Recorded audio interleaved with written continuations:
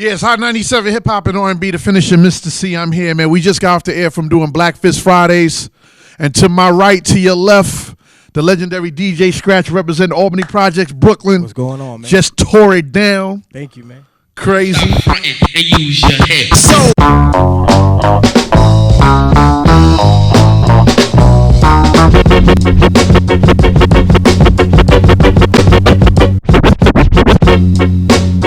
I need that again, Scratch. I need that again.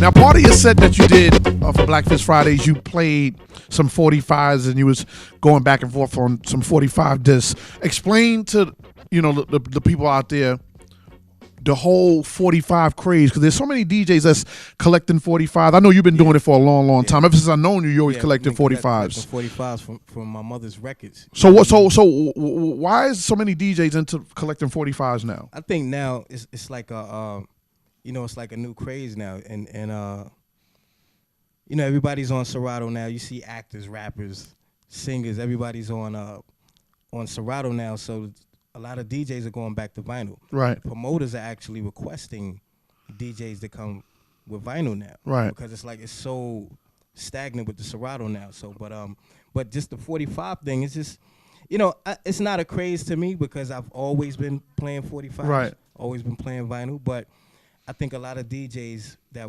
weren't playing 45, they see the attention that we get and just the nostalgia of it. And the main thing that they find out is when, like, for example, the joint I played, the original sample, the Cream, Wu-Tang Cream. Right. They'll find that 45, in a store online, and then they realize that record is like $300. Right. And they back off a little bit, you know what I mean? Right. But it's good, we just do it to inspire people to go back to the vinyl. Stay with the Serato, but make sure you always touch that vinyl, man. That's the essence of it.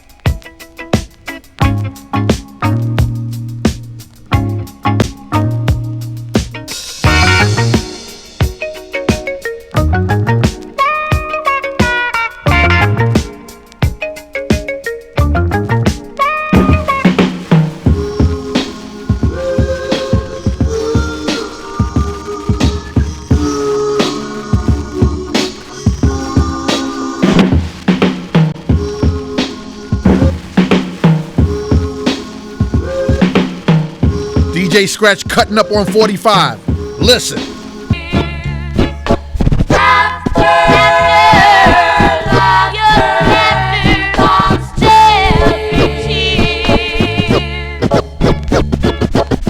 Now, you came up from under the tutelage of the late, great Jam Master Jay. Yeah.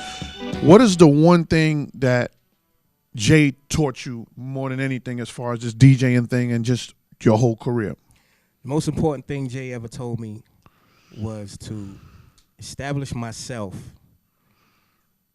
outside of my group, because groups always break up. He said if you just look back from groups from the 50s, the 60s until now, groups break up. Right. And then you have to fend for yourself after that, you know what I mean? And only when groups break up, somebody, an artist might try to go solo or whatever, and they're not prepared to go solo. So right. He told me back then, this is in 1988, to establish yourself as your own entity. So if your group breaks up, you'll be able to stand on your own and survive and have a good career. And it's crazy that he taught you that, because Run DMC, Jam Master Jay was part of Run DMC, and they never broke up until his untimely death. It's like, and once he passed away, then the group kind of never was the same, but they always remained intact. So it's kind of crazy that he kind of taught that in you. And I think now, man, like, right before he passed away, I realized that Jay wasn't signed as a member of Run DMC, officially signed. So I think that's what he didn't want me to go through what he was going through, because he was getting, all of the shine. He was getting the money. He was on the covers and everything, but he wasn't officially signed to the group. Right. And DMC told me the first album, I think the first and the second album, you didn't see Jay on the cover because it was like some type of, because of Run DMC's contract. Right. They couldn't have him on the cover because he wasn't signed as a group. Right. So they couldn't have him on the cover. But then they fought for the third album to be for Jay to be on the cover. Wow. And you know, to me, when it comes down to Run DMC, I feel like Jay was the true leader of the group. He was. Like he was the real backbone of the group. He was the backbone of the group. He was the style of the group because Run DMC was dressing like how Cold Crush would dress. You know what I mean? Because that's, you know, that's what everybody looked up to. Cold Crush and Flash and the Furious Five, they dressed like punk rock because that's what was out then. There was no rappers to look up to. Right. You know what I mean? To imitate his style. So when Russell Simmons told Run DMC, dress like Jay, because a lot of people don't know Jam Master Jay is originally from Brooklyn. Right. So he come with his Brooklyn style. You know what I mean? With the blazers and all that, with the jeans, and it was like, yo, dress like Jay, and it stuck. Right.